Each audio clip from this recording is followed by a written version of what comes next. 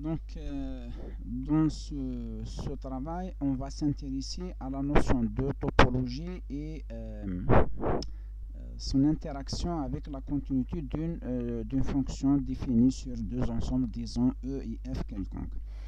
Alors, on va commencer par la notion de topologie. Donc, soit E un ensemble quelconque, soit P de E l'ensemble de toutes les parties de E. On dit qu'une partie de P de E est une topologie si elle vérifie trois petites axiomes. Donc, le premier axiome, donc, c'est l'obligation que l'ensemble lui-même et le phi appartiennent. La deuxième condition, c'est qu'il soit stable par intersection finie. Et la troisième condition, c'est qu'il soit stable par union quelconque. Avec ces trois petits axiomes, si ils sont vérifiés, alors on dit que c'est une topologie. Je fais rapidement les choses parce que on est censé connaître cette notion. La continuité d'une application, donc la continuité d'une application, quelle qu'elle soit linéaire ou pas linéaire, qu'elle soit définie sur un ensemble E à valeur dans un ensemble F quelconque, pas obligatoirement A, B, C, D et 1, 2, 3 comme on le voit dans l'exemple noté 3. Mais d'une manière générale, donc la continuité c'est une notion topologique. Ça veut dire quoi? Ça veut dire que c'est une notion qui dépend de la topologie définie sur E et sur F. Ça veut dire quoi? Ça veut dire qu'on peut avoir une topologie définie sur E et une topologie définie sur F qui font de l'application F ou de la fonction F1 qui font d'elle une application continue. Si on change la topologie sur E ou on change la topologie sur F, ou on les change les deux, on risque de ne pas avoir la continuité de la fonction F1. Ça veut dire quoi? Ça veut dire que la continuité, ça veut dire que la fonction f, elle n'est pas intrinsèquement continue, mais elle est continue par rapport à la topologie qu'on définit. Ça veut dire quoi? Ça veut dire que si on change la topologie, on change la nature topologique de la fonction f, qui est la continuité. Pour être plus précis, on va prendre par exemple un ensemble E qui est A, B, C, D, un ensemble F qui est 1, 2, 3.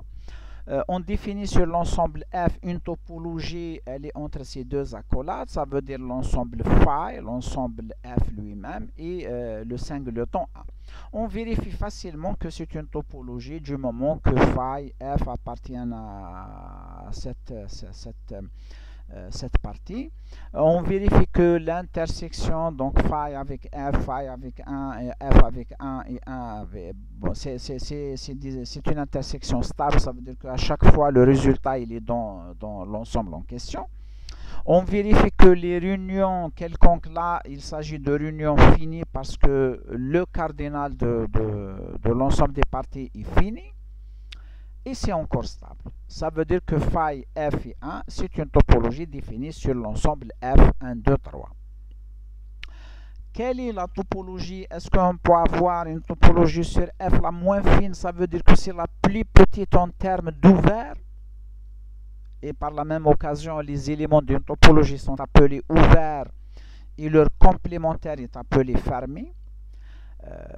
Je reviens à la question, est-ce qu'il y a une topologie qui puisse être définie sur E de telle façon, la plus petite en termes la plus économique entre guillemets en termes d'ouvert, et qui rende F1 continu? Effectivement, oui, on peut vérifier. Pourquoi? Parce qu'on dit qu'une application est continue si l'image inverse de tout ouvert est un ouvert. C'est une caractérisation parmi d'autres. Il y en a d'autres définitions, ceux qui utilisent donc l'image directe et ceux qui utilisent l'image inverse de voisinage. Mais fondamentalement et pratiquement qui rend les choses simples, il suffit de vérifier que l'image inverse de tout ouvert est un ouvert. Donc l'image inverse de l'ensemble phi est l'ensemble phi.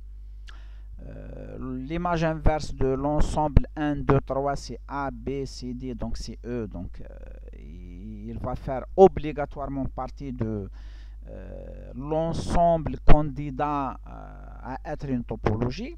Et qu'est-ce qu'il reste? Donc il nous reste juste le singleton 1 qui est ouvert. Donc l'image inverse du singleton 1, c'est le singleton A. Donc il suffit qu'on considère l'ensemble phi E et A. Et comme phi E et A, c'est une topologie, on vérifie aisément que c'est une topologie. Ça veut dire que c'est la topologie la moins fine qui rend continue l'application F1. Est-ce qu'on peut définir une topologie sur F2, mais de telle façon que F1 ne soit pas continu? Eh bien oui. Par exemple, il suffit qu'on définisse sur E, donc phi et E, et au lieu de prendre le singleton A, on prend le singleton B. Donc si on prend le singleton B, eh bien, c'est une topologie, donc phi, E et B, c'est une topologie sur E. Mais si on considère F1 qui va de E avec la topologie phi et E et le singleton B, vers F avec la topologie phi et F et le singleton 1, eh bien c'est une application qui n'est pas continue.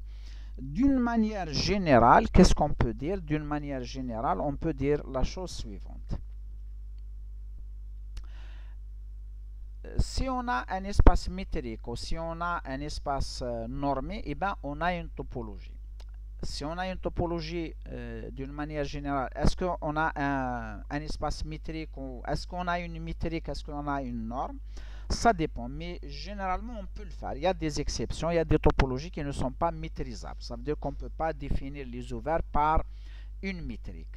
Mais par contre, si on a un espace métrique qui est plus général qu'un espace normé, alors on peut définir les ouverts en utilisant la distance ou la norme. Donc, tout espace métrique ou tout espace normé est un espace topologique. L'inverse n'est pas en général vrai.